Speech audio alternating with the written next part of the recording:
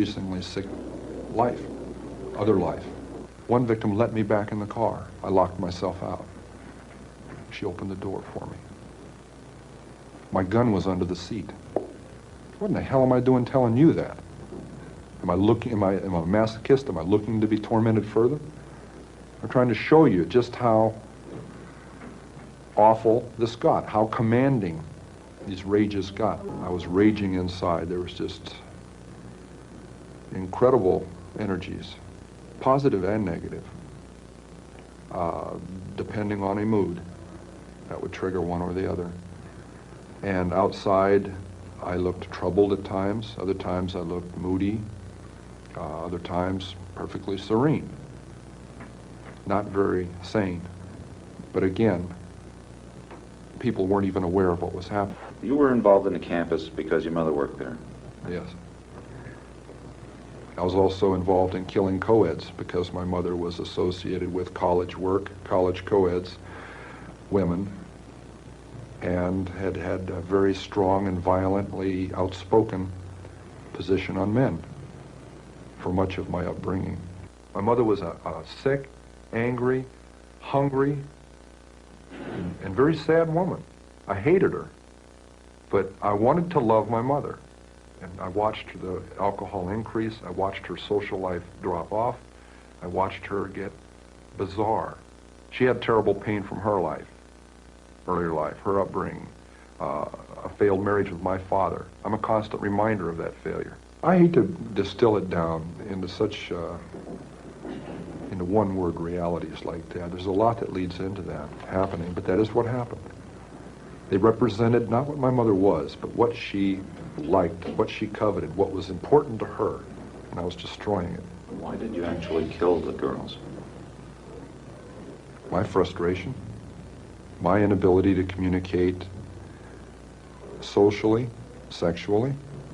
I wasn't impotent, but emotionally I was impotent. I was scared to death of failing in male-female relationships. I knew absolutely nothing about that whole area, even if just sitting down and talking with a young lady. I need to be able to really communicate, and ironically enough, that's why I began picking people up. And I'm picking up young women, and I'm going a little bit farther each time. It's a daring kind of a thing. At first there wasn't a gun. I'm driving along. We go to a vulnerable place where there aren't people watching, where I could act out, and I say, no, I can't. And then a gun is in the car, hidden. And this craving, this awful, raging, eating feeling inside. I could feel it consuming my insides, this fantastic passion. It was overwhelming me. It was like drugs. It was like alcohol. A little isn't enough. At first it is.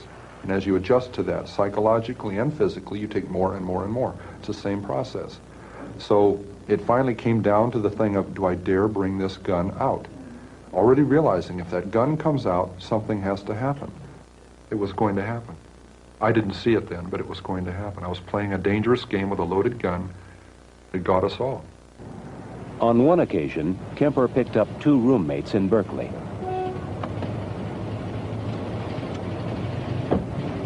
In that first killing in May of '72, when that gun was pulled out, I launched it out.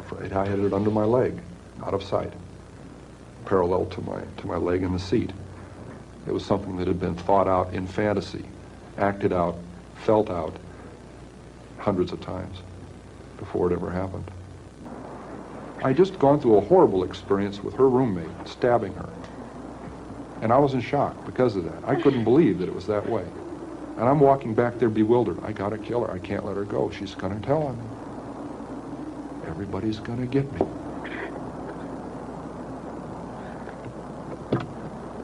She sees the blood on my hands. What are you doing? And she pulled back and she gasped. And I think, whoa, I don't want her to know what happened. I said, your friend got smart with me. She'd been getting really smart with me a lot, but I never hit her. I killed her, but I didn't hit her. I said, your friend got smart with me and I hit her. I think I broke her nose. You better come help. She's about to die. Why does she have to know that? I couldn't deal with telling her that. And when I attacked her, she didn't at first realize what was happening. It didn't go through. She had very heavy coveralls on. It knocked her right up into the lid of the car, but it didn't pierce the clothing. So it wasn't that swell a knife anyway. I went out and bought a pawn shop huge knife. And I kept on just mindlessly attacking. She falls back into the trunk. I just killed a young woman. I slammed down the lid of the trunk. She isn't dead, she's dying. And I panicked. I thought, I just locked the car keys in it, because I can't find them in my pocket. Oh my God, I locked them in the trunk. I'm kicking on the trunk lid and yanking on it. Oh no, I don't believe this. I started to run, and I tripped over the gun that I'd had in my pants that I had totally forgotten was there. I stopped. I said, stop and think. I collected my wits. Check all your pockets. I picked the gun up. I stuck it back in my pants, now remembering I had one. I checked all my pockets, and there's the keys in the back pocket. I never put them in my back pocket. I thought I was pretty slick, and went and tripped all over myself. That first 2 murders, the first 24 hours, there were 3 clear times I should have been busted, and I wasn't, because 3 different individuals or 3 different groups of people got scared and minded their own business and looked the other way. My mother worked at the campus, and I had an A sticker on my car, and obvious access day or night to the campus. I was picking up some very lovely young women. You know what we were talking about as we're driving around, almost as often as not? This guy that's going around doing this stuff. And the second they started talking that, they didn't realize it, but they were getting a free ride. I couldn't touch that with a 10-foot pole, I swear. You know, but they'd be telling me what all about this guy, and they're comparing notes and speculating on what he looks like, how he carries himself, why he's doing this stuff, telling me about it. So how come they get in a car with somebody at that time? She judged me not to be that guy. I didn't look like it. It was getting easier to do. I was getting better at it. I was getting less detectable. I started flaunting that invisibility, severing a human head, 2 of them, at night in front of my mother's residence, with her at home, my neighbors at home upstairs, their picture window open, the curtains open, 11 o'clock at night, the lights are on. All they have to do is walk by, look out, and I've had it. Why did you keep the heads? Why did you cut them off, and why did you keep them? Something out of my childhood. I could put it on an incident. I mean, my father chopping the heads off of our 2 pet chickens, and my mother insisting that I eat them for dinner. You know, we could say it was something that simple. I don't think it was. Now, my dad heads out back with a hatchet. I got on my bike and I tried to stop it, I remember that. I got on the bike, rode around the block. I was crying. I haven't talked about that for a lot of years. I'm sure that may have implemented something, that may have gotten something rolling, but along fantasy lines, but it took a lot of years of development along those lines to really get off. But how are you able to, in 1 minute, have someone's head in your hands, and very shortly thereafter? Living through a fantasy, however that would relate to that severed head. And then 5 minutes later, I'd put that away, and there'd be a knock on the door, and I'd put it away and answer the door. And the landlady would be there, and we'd discuss it. Discuss what? Reality. Her reality, not mine. Some people go crazy at that point. I felt it. It was one hell of a tweak. I mean, to just flip out and not know where I was. To be walking up the stairs with a camera bag that belonged to a young woman that had her severed head in it. Walking up to my apartment past a happy young couple coming down the stairs who nodded and smiled at me as they went by. Good evening. And they're going out on a date where I'd love to be going. And I'm aware of both of these realities, and the distance between those two was so dramatic, so amazing, so violent, that really, I could feel the wheels squeaking inside. That was really pulling on it. And I imagine at that point some people break. But I didn't literally go insane. I didn't get lost. They'd buy me a beer, I'd buy them a beer.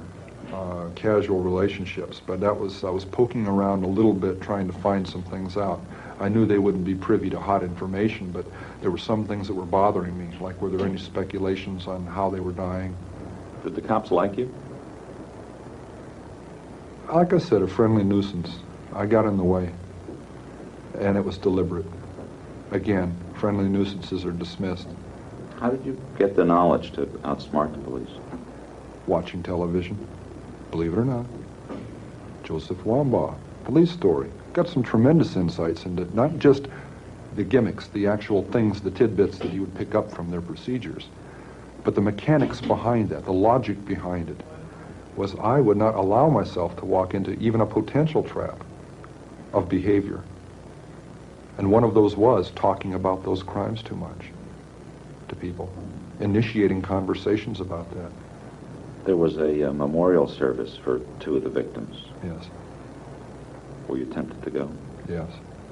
But I'd seen one too many episodes of one too many crime shows where that is one of the available resources for clues. Tracking down the attenders. One man taking pictures of the people there to eliminate as potential suspects. some police department, now they actually came to your house to pick up a handgun. Sheriff's representatives. One of the detectives was upset because he heard I had a .44 Magnum pistol and was a convicted man. He came to take the gun away, and it was on he and his sergeant detective. They were staking out the wrong house. It was across the street, and I'm playing around with the car, standing next to the gun in the trunk. They come over and ask me about, excuse me, sir, do you know who lives in this house across the street here? Well, that house was 609 Harriet. You cross back over to this side into 609 Ord, and they were looking for me and didn't even know that, see what I mean? Bad news. Well, at any rate, we walk into the house to have them ask my mother about this other house, and I'm saying, hey, which 609 are you looking for? And they said, are you Ed Kemper? Yes. And it goes on. And I needed to find out what they were looking for, the murder weapon, the .22 automatic, or the .44 Magnum, and I don't want to advertise that I've got a whole bunch of guns. So I made a comment to divine between the two. And I said, yes, quite a little gun, isn't it? And he retorted, a .44 Magnum, I hope so. And I said, whew, okay, because that loaded .22 was under the front seat and guaranteed me an arrest right on the spot. And .44 was in the trunk. I forgot that. I took them in the house, we went into my bedroom, and the closet door's open, and I have a high-powered rifle with a scope on it. You had some other stuff in the house, too, yes? Yeah. I had the personal effects and identification of the last 2 co-eds that had been murdered about 2 months before, right next to the guns in the closet, in a box. Could he have seen it? No, but when he arrested me for having all those guns and went through the rest of the closet looking to see if there were any pistols or anything else, he couldn't have helped notice a purse, a book bag, and co-ed ID inside of those belonging to their 2 latest murder victims. I back up and said, oh, excuse me. I just remembered something. And instantly he responds to what I'm saying. My hand moves. Back we go outside, and he's still thinking, boy, this is a really nice and helpful guy here. It was springtime. It was April. And for 2 months I hadn't killed. And I said, it's not going to happen to any more girls. It's got to stay between me and my mother, and it's got to, I can't get away from her. We're still fighting. She's still belittling me. I'm like a puppet on a string, and I entertain her. She knows all my buttons, and I dance like a puppet with that pain. And it had even gotten physical, to where I had physically grabbed her and thrown her onto her bed, trying to emphasize a point that I was threatening to kill her. So here I pick up these 2 young ladies in Berkeley on Ashby Avenue. One has flowers in her hand, petite little dolls. They're in granny dresses, and they're hitchhiking, a couple of real experts. I want to see how together I am, if I can resist this temptation. And they get in my car. They want to go one way. I know they need to go the other. If they go the way they're insisting on, we're headed right back out to where the first 2 co-eds were murdered. And I'm saying to myself, oh my God, all I got to do is relax, and they'll take me to their death. I've got the gun in the car, the same one I've been doing it with. I insisted. As gently as I could, I took them where they needed to go, to their college. That was 1 week before I murdered my mother. I said, she's got to die, and I've got to die, or girls like that are going to die. And that's when I decided I'm going to murder my mother. I knew a week before she died I was going to kill her. And she went out to a party, she got soused, she came home, went to sleep. I was woken up by that. Came out. I walked up to her bed. She's laying there reading a paperback, as many thousands of nights before. And she said, "Oh, I suppose you're going to want to sit up all night and talk now." Shit. I looked at her, I said, "No."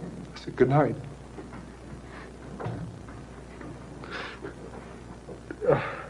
And I knew I was going to kill her, you know? And I was so cold, it's so hard. And that's the first time in 10 years I've looked at it that way. I mean, that intensely, that honestly. It hurts. Because I'm not a lizard, I'm not from under a rock. I came out of her vagina. See? I came out of my mother. And in a rage, I went right back in. For 7 years, she said, I haven't had sex with a man because of you, my murderous son. This is one of our arguments. I cut off her head, and I humiliated her corpse. I said, there, you know? A 6 young woman dead because of the way she raises her son and the way her son is raised, the way he grows up. And what's her closing words? I suppose you want to sit up all night and talk. God, I wish I had. Your grandmother and her daughter-in-law, your mother, were 2 women very important in your life, and you killed them both. Could you say what they were like that led them to the same fate? Same thing that kept them from ever being friends. They were both aggressive, matriarchal women. They'd been the daughters of strong matriarchal women. I still loved my mother, and it's hard for somebody to comprehend that you murder your mother through love. It isn't a rational process. It's a very painful process. It isn't rational, and I've got to still live with that. Why did you wind up giving yourself up? It had to stop. It had to stop. Once my mother was dead, there's almost a cathartic process at that point. I got physically ill right then, when she died, when I murdered her. And once she was dead, there was no way I could back out. I had backed down from giving up 1,000 times. You know, I used to get drunk and go sit out in front of the sheriff's department in a parking lot across the street on one of those little concrete parking berms, and I just sit there and say, no, I still can't. The clanging doors, I could still hear them. No, because it'll never open again. You know, so I rationalized that to give up would be insane. To give up would be crazy. I'd be giving away my freedom, and I don't need to. But I look back on that and wish I had earlier, when I was saying those things to myself. The people who were later dead wouldn't be. The regret that came later would have not had to be.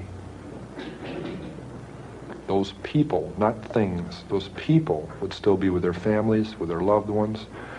They would have their own families if I had had the courage to make that decision instead of painting myself into the corner.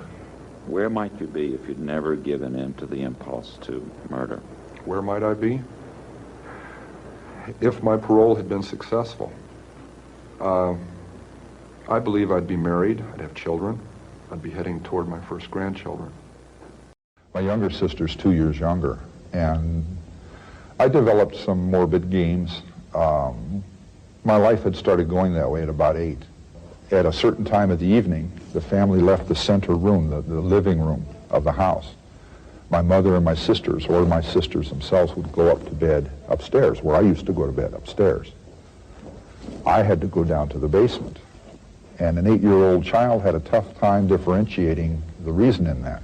Why am I going to the basement? I'm going to hell, they're going to heaven. And what were those games that you played with your sister? Okay. Well, the one I remember someone talking about in a book was one that was playing gas chamber or electric chair or something. and we had this big old overstuffed chair up in my room. And it was not just my sister and I, it was my sister and I and a friend, close friend. We got into all these games. We got into one game where we'd roll up in a rug, and the person who would try to get out of it was just like a large throw rug. And it was, I guess, what fascinated us individually about it is it was a completely, it broke up the monotony, I guess, of what we were doing. Didn't have a lot of toys to play with. We got bored with those pretty quickly. So we looked for things to do. You roll up in the rug and you try to get out, and the other two would leave the room, and we see who could get out fastest. You know, you try to work your way out sideways or scoot out the end of it or whatever. And we went from that to being tied in this overstuffed chair with a cord or something, or pieces of sheet or sash or something. And it went through this process. I guess that's back in 1960 when Carol Chessman was executed. What were those fantasies?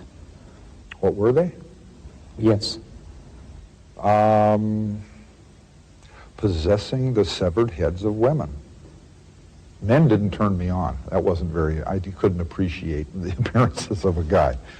That when I was young, I was about 8 or 9 years old, I went to this little come-on. It was like at a record store or something, and they had this crowd of kids there, and there was a magic show. And this guy, you've probably seen it, the fake guillotine, hand pressed, and they put the potato there, and someone puts their neck in the brace, and they slam this thing down, and the potato down below chops in two, but the person's head doesn't fall off, right?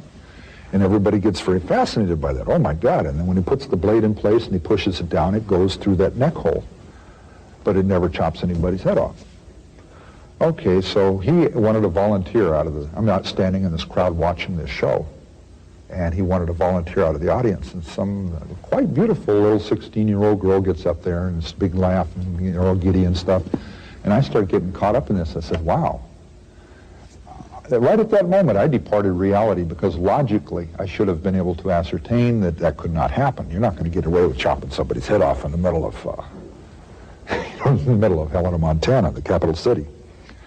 But the concept of it was so raw and it was titillating. I says, wow, gee, I got to watch this.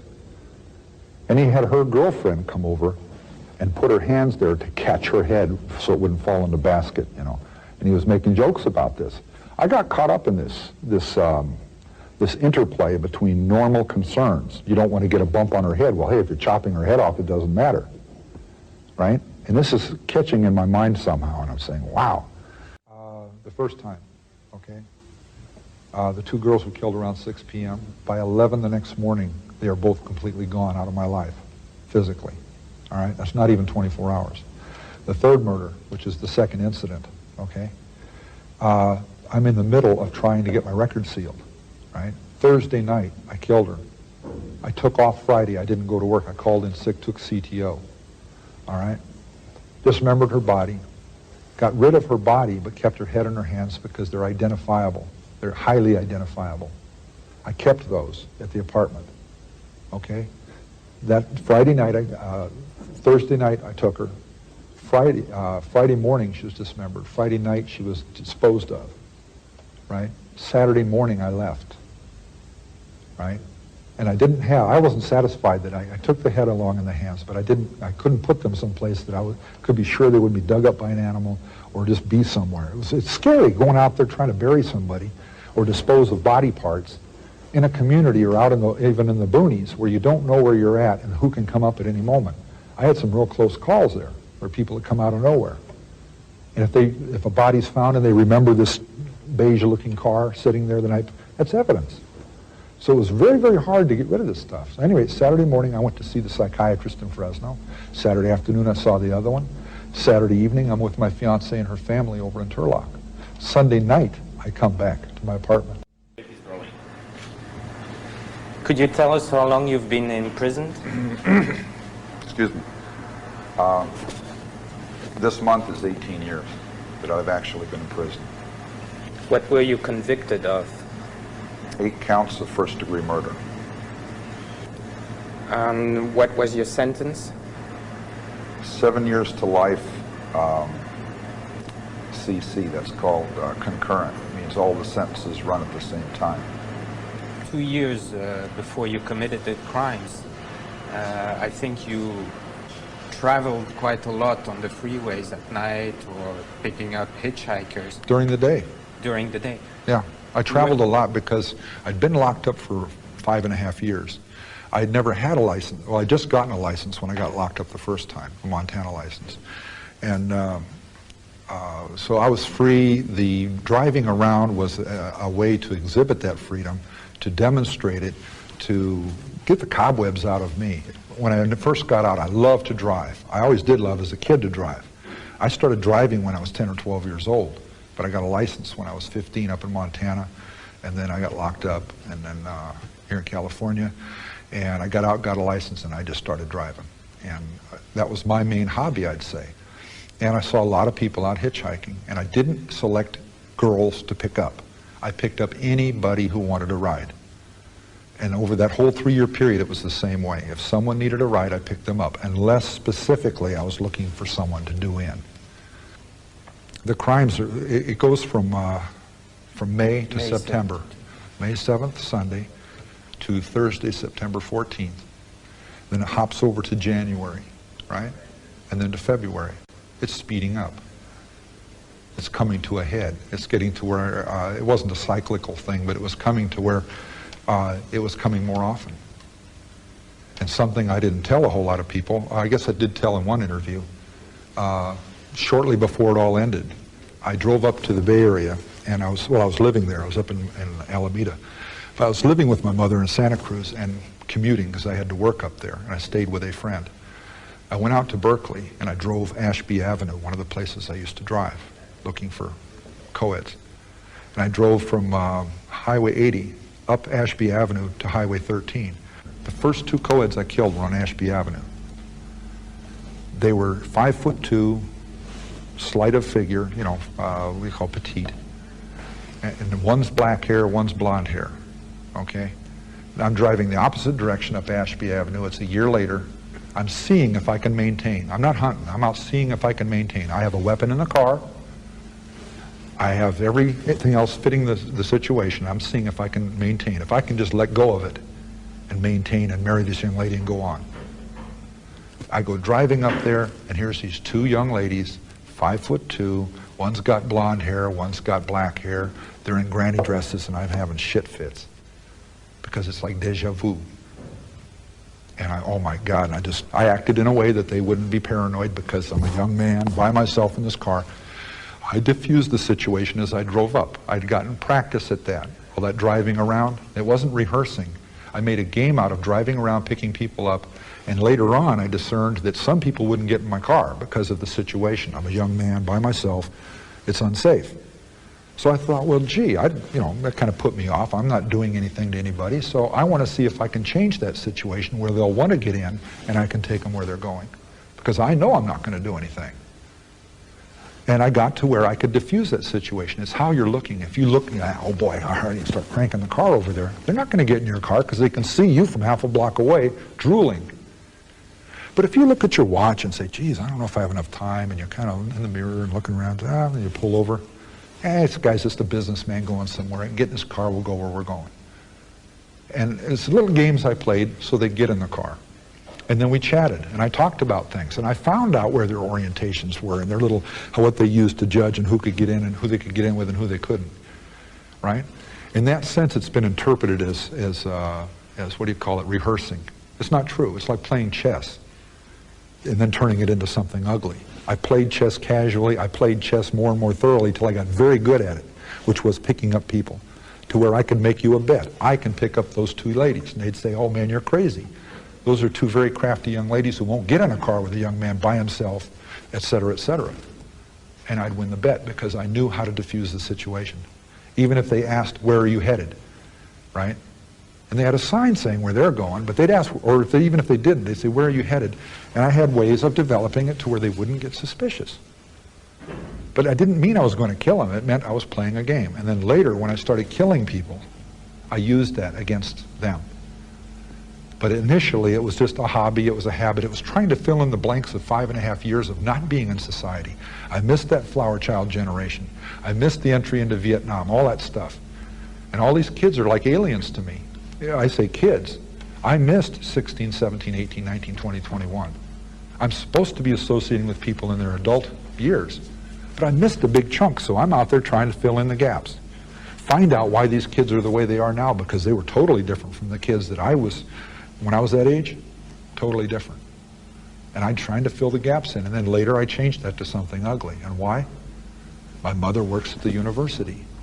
My mother won't introduce me to any young ladies at the university because I'm like my father, and I don't deserve to know any of those young ladies. So here she is holding these little girls up there as too good for me. Very special. If anything, I was destroying icons. I was hurting her without her even knowing it. Again, it's that picayune, little petty, ineffectual, I'm getting back at you, but I don't have the heart to tell you what I'm doing. See? Why would I admit those things on a camera? That's embarrassing. It's humiliating. And how would you select your victims? Were there... I didn't select them. It was random. And it was also the development of the passion. If I was drove, they died. Like the last two victims. I was so pissed I'd have killed anybody that got in a car. You said you had a lot of sympathy and empathy towards Marianne Péché when you talked to her, but isn't that strange to say that after you had killed her in such a brutal fashion? There was a draw. There was a draw to the young lady. It was haunting. I'm not saying I had compassion toward her when I talked to her. I tried to remember what we talked about. And in fact, I think what I said about her is that she epitomized what really drove me. She was a haughty young lady. She's kind of stuck up, distant. I look back on it and I see a girl that was not beautiful, she was not plain, she was somewhere in between, and she was caught up in that beauty thing, like kids in the valley are, okay? Valley girls, trying to make something of themselves and exploit little attributes they have and to downplay other ones. And she was playing little Miss Distant with me. And her friend was very open and her roommate was very open and very country girl talking and stuff. And it's sad because Marianne was the expert at hitchhiking. She had been half her life in Europe. She'd hitchhiked around Europe. She'd done it in the United States. She was good at it. She didn't want to get in the car. The other girl, Anita Lucchesa, wasn't a hitchhiker. She'd been raised by her family, don't do things like that, that's totally out of line, and her friend talked her into it. And once she got into it and she saw how much fun it was, and they meet the different people and they talk with people, that by the time they're leaving Berkeley, right, it's all about who gets the front seat and who gets the back seat. So she opened the door and asked where I was headed. And it says Stanford right on the sign they were holding up. And I said, I'm going to Palo Alto, I can drop you off. Oh, great. And she jumps in, grabs her stuff, jumps in, opens the back seat up for her friend, who's standing there looking at me long and serious about whether or not, because I could tell at the time, she knows better than to get in. Single adult, it's a coupe instead of a four-door car, so she cannot get out other than through the front seat. So that's all the warning signs of not getting in with a single, in that kind of a situation. All of the things were wrong about it. But when I drove up, I pulled that little stunt of looking at my watch. Do I have time to pick them up?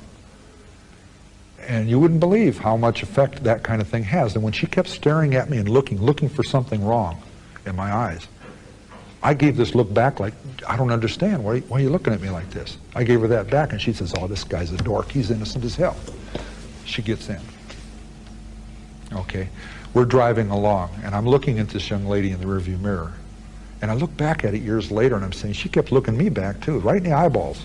I'm wearing dark glasses, but they're not totally dark. And I'm realizing now that she could see me looking at her, and she was looking right back at me. And instead of saying something to me like, what are you looking at? Or, hey, maybe you ought to drop us off or something like that, she just kept looking back at me. And I'm looking at her, and she keeps looking at me. And I'm thinking she's playing this little game. It's not really teasing, so to speak. It's just this little psychological game back and forth that men and women do sometimes. The young girl in the front, Anita, was at one point in the driving, and I'm sure they were doing little looks at each other and little comments that I didn't pick up because I'm driving and looking for places to go. that somewhere in that communication, she gave me this sexy little look, you know, like, oh boy, you know, you're a pretty good looking guy, you know, da-da-da. And I smiled back at her. But not this hungry, oh yeah, I like to get down with you kind of thing. It was just I smiled back at her, and I saw it for what it was. It's an 18-year-old girl that's feeling her oats. She's not doing anything wrong. It's sad and it's real pathetic. But some of this stuff was, I was getting real caught up in this girl in the back seat. You know, I was, she was, you know, to me, at that point, she was really beautiful. She had the most incredible blue eyes, right? She had this really shiny black hair that was turning me on. And I was getting drove because I just kept playing this game of picking people up, and I had plugged in those fantasies of killing people. And, you know, the titillating little fantasies, and I says, geez, I keep walking away from that. And I put myself down as being weak for not being able to do something about that. Right? So I kept driving and driving on myself saying, I got to do something. I got to do something about this.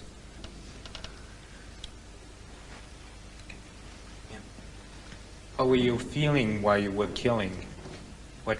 Well, you said especially the first two, which were very messy. It was a shock that first time. That horrified me. I did everything stupid, everything wrong, if I were trying to get away with it. It was just really, really dumb.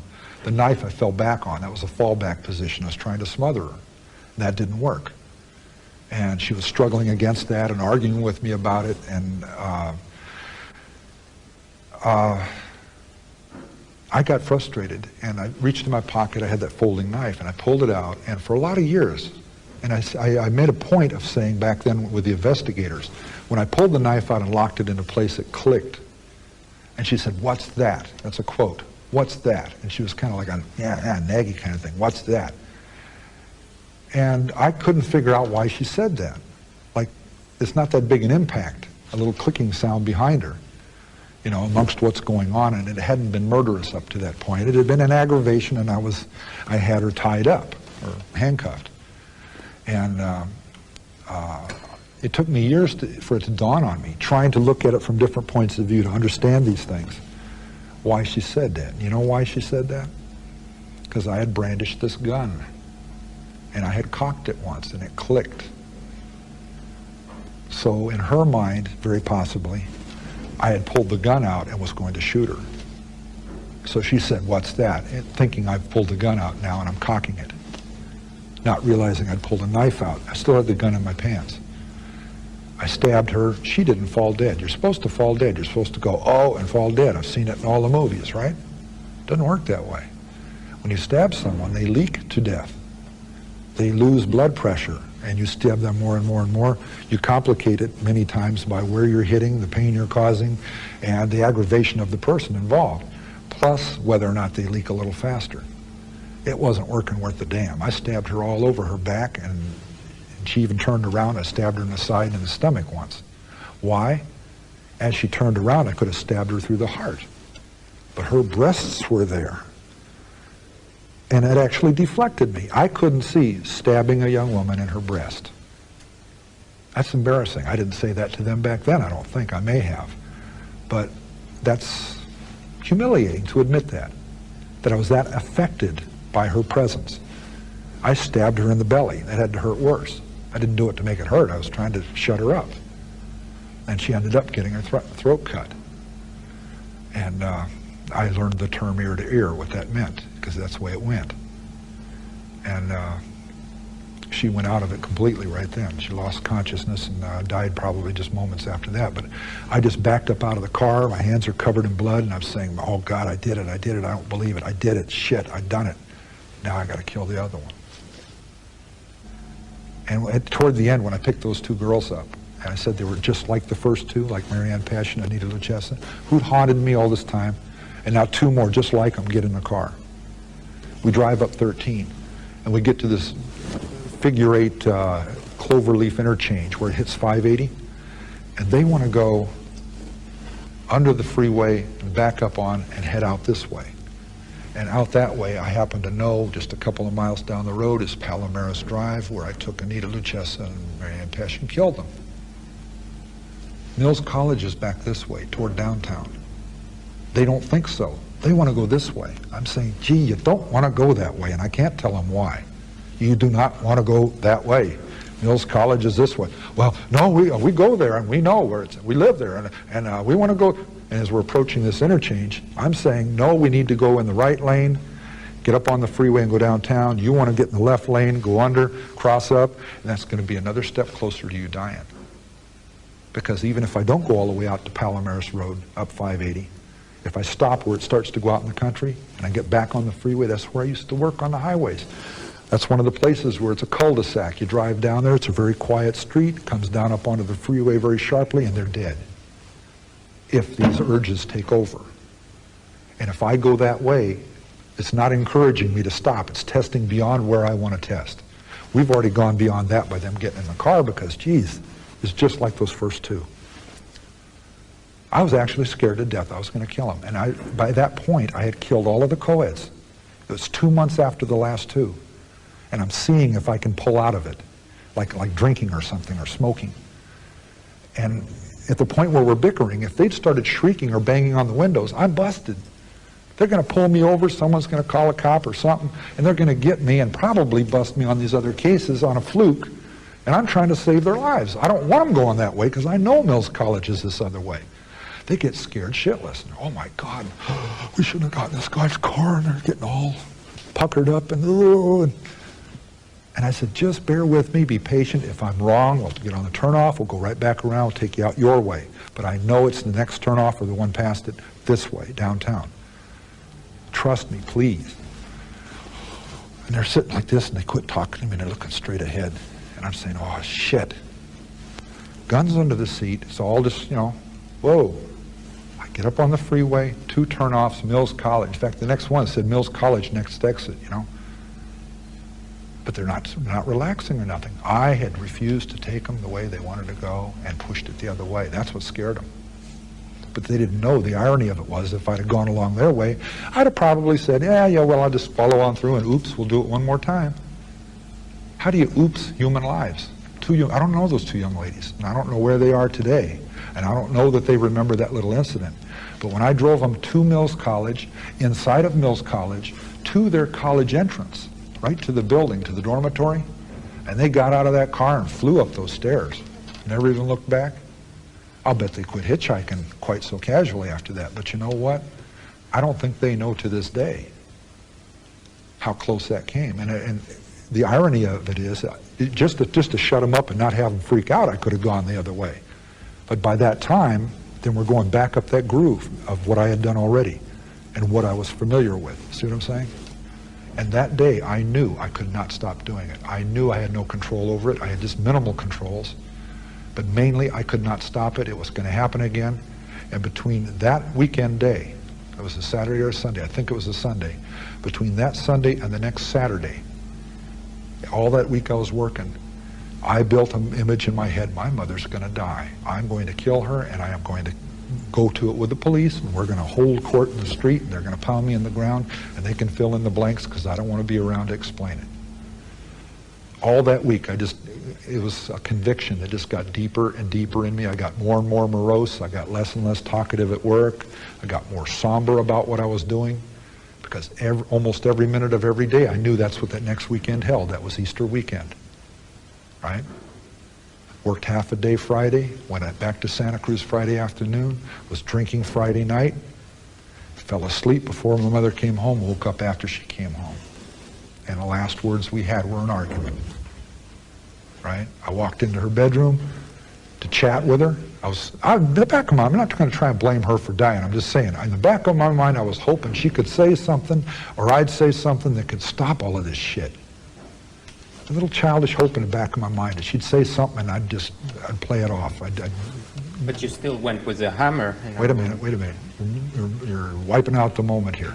I went in there hoping I could stop this stuff in the back of my head. I'm not planning on it. I'm just a little hope. And the first thing out of her mouth was she's reading this book and she just flaps it down on herself and says, oh my God, I suppose now you want to stay up all night and talk. That was one of her favorite peeves when I come in late at night and want to talk. And once in a long while, like that night, I spun on my heel and said, nope, good night, and walked back out. And she knew she'd hurt my feelings, and the next day we'd sit down and talk. Except I knew that we weren't going to talk. And I went back in my room and I laid down. I did not go to sleep. I laid there for 3 hours, 4 hours, till 4 or 5 in the morning, a little after 5 in the morning, and walked in there with a hammer and caved in the side of her head.